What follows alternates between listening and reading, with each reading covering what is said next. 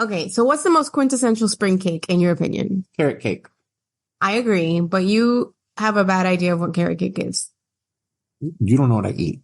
I do, and you say you like coconut and pineapples and fucking No. Cheetah Rivera. Listen to me. No. Listen to me. That's a hummingbird cake. That's not a carrot cake. Okay. You like walnuts in it. That's what it is. Well, I like nuts in my carrot cake. I do. We're talking about a carrot cake, Mary. What kind of nuts? It's walnuts, right? Yeah, I think Only walnuts you like in it? I think I've only had it with walnuts. I think it's disgusting when people put nuts in this cake. Like, Personally. It's disgusting what you do to a cake. So. Okay, so I thought we would talk about carrot cake because I don't know what the fuck else to talk about for spring. Spring is a hard season, folks. It's a hard season to come up with shit. If someone wants to email us something, yeah, email it. Email us. Because this is hard. Our email is foodfaqpod@gmail.com. Yes. And Right? if we sound a little far away, we're sharing a microphone. We're at the same place. We are. At the same time. It's been a lovely week. It has. We came to visit, and that's why we skipped last week because I was too busy packing up everybody and, life. Family's here. Yeah, and we're having a great time. It's been a wonderful vacation. It has. And now we're deciding to record this carrot cake. And now I'm looking at you in the face, and it's weird. Hey. You've seen me like the past 30 fucking years. You had your chance. It's gone now. I don't want a chance. I don't know how many times I have to tell you. There was a time. Maybe if you got lucky. All right, listen. If anybody's going to get lucky, it's whoever makes this carrot cake. Which is, by the way, a doctored up carrot cake, which I've become kind of obsessed We know. with doctoring up cake mix. And you made recently a blue velvet, and you didn't do that. Why wouldn't you? No, I made a blue velvet from scratch. I know. Why? No, what I didn't make from scratch was the marble cake. That I doctored up. And did you like it? You never It was told very me. good. It was really good. It was like thick and creamy. Like if a cake could be creamy, a cake's creamy. It was really good. Right. Yeah, it was delicious. Did you add the vanilla pudding and I stuff? had the vanilla pudding on the vanilla side and then the chocolate pudding on the chocolate side, and then I combined them and then, swirled it. But it was really good. I think it tastes fantastic. And then I was thinking, okay, how do I doctor up to make a carrot cake? Mm-hmm. Because, you can't buy carrot cake. I don't know. Can you in a mix? I don't think you can. You can. Well, fuck that. I didn't do that. Okay. I spiced up my own. And I'm going to tell you how I made it. Okay? Are you ready? Yeah, I'm ready. I'm ready to hear this. So check it out. You grab one box of the spice cake mix. I think it's Duncan Hines. Yeah. Which is a thing that exists and I had no idea about. It does. I was very excited. You see it more towards holiday. Well, I bought it last week. Well, yeah, I think it's an all year round cake. I wonder if it's like not as popular like in South Florida as it would be like up north here. 100%. Like Right. I didn't even know it existed. You should have asked me. So you take your box cake mix and then you have to put in an entire box. I think they're like the small one. I can't remember. I think it's 1.4 ounces of pudding. I put vanilla pudding in there. Yeah, the small box of pudding. Yes. And you can use sugar-free if you want or regular. I've done both. I kind of prefer the You're sugar-free. making a cake at this point, so I'm not so concerned about the sugar content in the pudding. It's not the sugar content. I just feel like the sugar-free one has less mass in it than the sugar one. Now let's also make a distinction here. Are you using instant or not instant? Instant. Yes, because I use instant also. Yeah. So we got to make a distinction that it is instant pudding. It is instant pudding. And I personally prefer the sugar-free because I think it adds less like dry ingredient to the cake mix. Personal preference. Okay. It's the same dry ingredient because they're going to be using sugar substitute. But it's lighter. Sugar substitute is lighter than sugar. Whatever. It's still 1.4 ounces and the other one's 1.4 ounces. No. Yeah. Is it? Yes. It's still the same ounces. All right. Well, listen, this is what I like. Okay. Take that. And then to that, you're going to add half a cup of all-purpose flour because this tends to get a little bit runny. Yeah. I can see that. We're going to add a cup of sour cream, a half a cup of milk, 3 eggs, a teaspoon of cinnamon, half a teaspoon of ginger. Add more spice if you want it to be super silly spicy. And if you followed our 12 days of cookie list, you will have all these spices still in your cabinet. Yes. And you know what I added to it too? Almost forgot. Molasses, like 2 tablespoons of molasses. Oh, that's good. Because I had it. Yeah, so I used it. I like that. And it did add like kind of a deeper taste, I think. Yeah. This carrot cake was magnificent. I'm not going to lie. Okay. And then this is the part, right, that I think makes it special. You have to take 2 to 3 big chunky carrots and then you grate them on the longer side, whatever side of the grater you want. Mm-hmm. And then you're going to end up with like almost 3 cups of carrot. And you're going to think it's too much. It is not too much. Right. Once you have it already shredded, take a knife and run it through the carrot because it makes it kind of extend more into the batter rather than being like one chunky bit of carrot. It like distributes super like really evenly. flaky. Yes. Probably food process this. I think that would make juice. You might be right, yeah. Yeah, I think shredding and then running your knife through it doesn't have to be like tiny, but just run your knife through it just to like give it a little bit, some manners. And then you pop it into the carrot mix and then you fold it together, the carrot mix into the cake mix, and then you fold it together. And then I put it in 2 pans. Make sure you grease your pans. I've been doing the parchment circle on the bottom of my cake pans, and there's nothing better than that, in my opinion, to release a cake, no harm, no foul, every single time. I do a little bit different. I don't do the circle thing. I don't have patience. I'm not really good with crafts. Right. Okay. Crafts. Cutting a circle. It's a fucking craft, okay? Because you gotta fold it into a triangle and then cut. No, fuck I don't do that. I put my cake round on top of the paper and I draw with a circle. I don't have time for that. With a pen. Okay, I'm a very important person. I see that. I don't got time for this, okay? You know what I do though? When I just layer the parchment and then the parchment will layer over the pan itself and I just pull it out. Which is something I've done too. You can. I just think you get a crisper edge, especially if you're frosting it. In all honesty, the cakes I made this past week, I didn't use any parchment. I just really greased it with a spray. You can. I think it's really what works. But I will say that when you grease it with a spray, you're going to get really crunchy sides sometimes, I feel. Yeah. I think parchment's kind of a better. I do both. Like I put oil and I put regular oil, but I don't use butter and all this shit. I used to butter pans and it's such a waste Oh my God, butter. remember like back in the day, butter the pan and then dust it with flour? Yeah. And all that. I don't do that fucking shit anymore. I don't care anymore. That was a lie. That was a lie. Food Network lied to us. It was. I'm going to blame Sandra Lee for that. Just because I want to.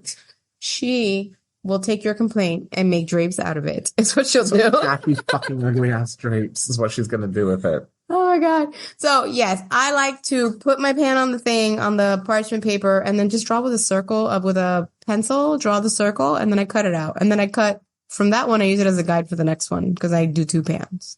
Yeah.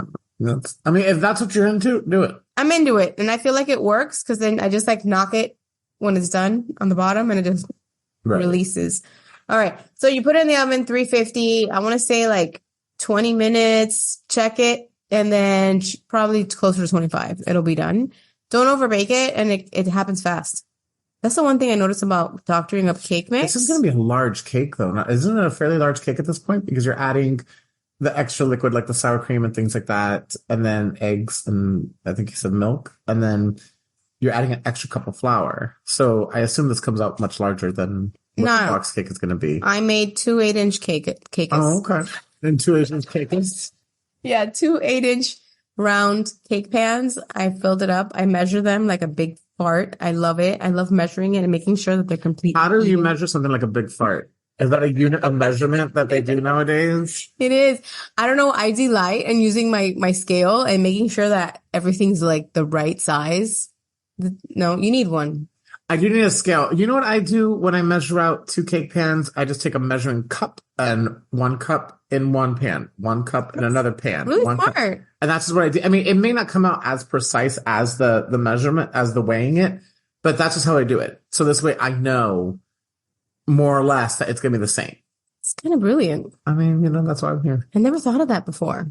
I always kind of eyeballed it and then, I don't know, you never get it right. No. And then you end up with 2 uneven cakes. And then the problem is when they're really uneven, one's going to cook, the other one is still going to bake. And then when you layer them.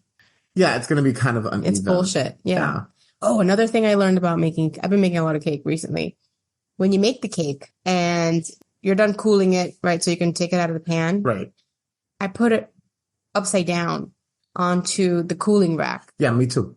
Because then it creates a flat surface on either side. Yep. You don't have to pick a favorite when you're layering them.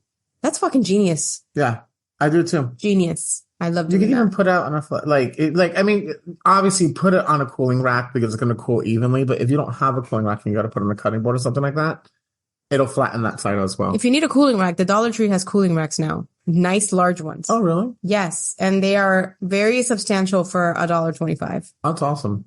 Yeah, I just bought one recently because when I make cookies, I had to make 60 fucking cookies for my daughter's birthday. It was a lot of cookies. Nuts. I had to, it's like a process. So I had to have a lot of cookies, cooling while I was baking the other one. So I bought an extra pan, an Right. extra rack. It's pretty phenomenal. That's awesome. Yeah. I mean, my other one is sturdier. You're not going to be like lifting Right. heavy weight with this, but it works. Dollar Tree is my new favorite store. know. I used to go to Target and like get No, lost. get a bunch of your shit at Dollar I Tree. love it. Like, get a bunch. I'm telling you, let me tell a quick story. Tell me. I wanted margarita glasses like 2 years ago. Yeah. So I was like, price them out. And I went to Target and I saw them for like, I don't know, $5.99 a piece, $6.99 a piece, whatever. I'm like, all right, that's fine. And I thought in my head, I'm like, I'm going to buy 10 of them because, parties and you can use it for a bunch of other things too. So I go ahead and I thought about it. And for some reason, I didn't buy it. And then a couple of days later, I was at the Dollar Tree and Mariela. It was like the same, like it's like thick glass. It was the same ones for $1.25 each. The one with the blue rim or just white? Just the white ones. I didn't get the that. blue rimmed ones. But there was no blue rimmed ones at the Dollar Tree. But go to Dollar Tree and like really like you gotta go to Dollar Tree like on a Saturday and really walk the aisles. Yeah. And you find little things. And the thing about Dollar Tree though is if you see it, just grab it because they will not have it That's the thing. next time. Their inventory is constantly being shuffled in and out. Yes, that is true. And also, but you can always find parchment. You can always find plastic wrap. Parchment, plastic wrap, aluminum foil. I don't like their aluminum, but I will buy it in a pinch, but I don't like it. I use it. Do you know which one they do have that I like? They have one that's like they're cut out. They're like sheets. Yeah, aluminum foils. Yeah, and I use those for lunches, for my kids' lunches. I wrap their sandwiches in it because it's like a flexible, it's not like a usual kind of aluminum foil. It's more flexible. And that one is phenomenal. And you really can't find that anywhere else. Right. That, and you know what else I've been buying at Dollar Tree since we're talking about it? Makeup. Oh, really? The makeup at the Dollar Tree is legit. Yeah, I love it. You know what I buy at Dollar Tree? I buy Tupperware. That's great. I used to spend a lot of money. And I used to get like OXO brand and things like that. Tupperware. I spend a lot of money on it. Well, here's the thing. I cook a lot and I give people a lot of food and you never get that fucking Tupperware back. Or they stain. That's the other thing. I hate when you put like red sauce in it and it stains. And so at one point I was using like, the glass Tupperware, which I love, but again, it's really expensive. And I found myself always running out of Tupperware or you just lose it or something breaks or melts in whatever happens to it. And it's $1.25 each. It's a good So deal. I just grab a bunch every time I'm there. Yeah. And then who cares if you give it away? It was $1.25. I agree. And I bought the glass ones and I went in, right? But they have gaskets, right? To seal. Yeah. And guess what? They fucking mold. Yeah. Fuck you, people. Do better. Yeah. Dollar Tree. Go to Dollar Tree. And if you want to get stuff at Dollar Tree, I also learned too, you got to get a season ahead. Always. Because they will always be one season ahead. So right now, Dollar Tree has a bunch of summer shit out. Yeah. And so get it now. They have lemon stuff, which I love lemon. Yeah. It's so cute. All the lemon decorations, like Capri. I'm like, who cares if the decoration breaks? It was $1.25. Yeah. You can afford it. Yeah. Hopefully. Anyway. Okay. So you're cooling your cake, right? Yes. While you're cooling your cake, you're going to make your cream cheese frosting. And cream cheese frosting, I don't know if I'm going to go really in depth, but when you make frosting, it's really important that your room temperature butter is like the most room temperature-iest butter you've ever had in your life. Yeah. So like sometimes I'll even leave it out overnight. I won't leave it overnight, but what I do is like maybe like an hour or so before I start making the cake. Not long enough. Butter out. No, just do it. Okay. Just don't listen to her. I leave it out. Look, you know what? It came out fine for me. it's not the same. So listen, leave it out for at least a couple hours. I think an hour honestly is not enough, but if you're in a pinch, to take the easy way out. Right. So you need that. Whoa, that's not the easy. You just caught on. That's not the easy way out. Just listen. I'm going to tell you something. You're going to cringe. But if you forget to take your butter out, just microwave for 10 seconds at a time and then just feel it. Don't do like 30 seconds or a minute. It's going to be liquid. Like 10 seconds at a time max. And then just touch it. And then when it starts giving give to it, you're fine. And then that's it. Yeah. What I'll even do, I'll take it always a step further. I'll put it in the microwave and then I'll do 5 seconds, turn it into another side. 5 seconds, turn it into the other side until I do the rotation of the 4 sides. And then usually that kind of works. You know what I did once too, and I think you taught me this, is I took like a Tupperware and I just filled it up with hot water and then emptied the hot water out and put the Tupperware on top Yeah, people say that. Of it did work. Yeah. Okay. So there's that. And then you also have to make sure that your cream cheese is in the same fashion. It has to be super room temperature. So then you're going to do that and you're going to get 7 cups of sifted confectioner sugar. You need to sift it. Yeah. Okay. If you don't sift it, your buttercream is going to be shit. Just buy the container with the Pillsbury guy on it. It's not going to be shit. It's going to be shit. It's not going to be shit. It's what the fuck is wrong with you? I'm very choosy. I know. Choosy. But to our beautiful viewers, if you don't have First a of all, sifter, they're not looking at us. Okay. I called them beautiful. You call them viewers, and they are listeners. To our beautiful listeners. Yes. If you don't have a sieve to do it, which most people should have a sieve because they're cheap. You get them at a dollar store. If you don't, it's still going to be fine. Eric's in the business of participation trophies. I'm in the business of that you can make any of this shit if you don't have the materials. Yes. It is nicer to sift. And if you don't have a sifter, you can use a whisk and whisk your... I was going to say that. I was going to say a fork, but a whisk, yeah. Whisks work well. Yeah, they do. But if you can sift, please sift. You can get a whisk at the dollar store. You can get a whisk at the dollar store. Yeah, you can. That is whisk true. at the dollar store. You need vanilla, a tablespoon, and you need heavy cream, about a tablespoon, sometimes more. Mm-hmm. So this is a secret. You're going to put your butter and your cream cheese inside your beater, and you need a machine for this, unless... You really do need... Unless you have really strong arms and you... you really do. You're going to beat that shit together till it becomes a homogeneous mixture, right? And then you're going to slowly, 1 cup at a time, you're going to add the 7 cups of the confectioner sugar. And it sounds like a lot, but it really does absorb. It does. Yeah. And then scrape after each addition. The reason you're doing this is because you want the sugar to melt into your butter. Yep. And if you don't do that, I promise that it's going to be grainy Mulaney and you're not going to like it. You hear me? Grainy Mulaney. So you do that. And then when you see that it's all put together and pretty after your 7 cups added, you're going to add your vanilla, your salt, and your heavy whipping cream. Now you're going to start with a tablespoon of the heavy whipping cream and beat the shit out of it until it's all like very, very well combined. And if you see that the mixture is like real sticky still, you want to add more whipping cream because that adds a lightness to the frosting. I did it last time and it does work. It works. And you do that. And then once you see it's like at a good place with the heavy cream, go ahead and whip it for like 4 minutes. Yeah. After 4 to 5 minutes, and it'll get to like a glorious whippy state where it's like you can feel the sugar, sure, when you rub it between your fingers, but it's very light. It is. And cream cheese frosting is so forgiving because of the cream cheese. Right. It doesn't, American buttercream in and of itself is grainy, which I don't love, but this really helps. And then that's it. And then one day maybe we'll get into how to tier and decorate a cake. But for now, if it tastes good, fuck it. That's all I care about. I'm with that. I'm with that participation trophy. Yeah. 100%. I'm not. Or you can make cupcakes. Yeah, absolutely. Which is, I think, so much easier and easier to doctor up. Let's say you did, right? I made cupcakes for my kid's birthday, my kid's class. I just went ahead and I piped the frosting and stuff, but I just put 3 jelly beans on top and some sprinkles and it looked like a little nest. Yeah, it was super cute. Okay, so that's carrot cake. I know that was long-winded. Well, it's a good cake. Yeah, I made it for my mother-in-law for her birthday, and everybody fucking loved it. They raved. So I like that it doesn't have, I mean, I do like the walnuts, but I like that it doesn't have nuts because it helps with people with nut allergies and things like that. I agree, and you can add them if you want, but I really don't think there's a place for it personally. Maybe you're personally wrong, but that's literally part of the carrot cake. But you know what? Not mine. Carrot cake. It's not free since it's like a carrot imitation cake. Oh my god, like a little Debbie. That's like saying, "Can I have a rum and coke with no rum?" You just have fucking coke. Untrue. That's like saying I want a rum and coke without lemon. Different. That's a Cuba Libre. Right. Completely different. No. But if you can have a Cuba Libre and not have lime in it, then it's not. It's a rum and coke. But so I'm just saying. I just had a Cuban sandwich today here in Virginia. Mm-hmm. It was not a Cuban sandwich. Do not order a Cuban sandwich in Virginia. I don't know what the fuck is your problem. It's the guy. How the fuck did they get on the menu? And he was like, "Oh, the owner went to Miami," and I was like, "What? Where? Miami? Like Texas?" Anyway, okay. Sorry about last week, but we're here. We have shit to do. Yeah, it happens. This is such a joy. Yeah, it's fun. It's been a good week.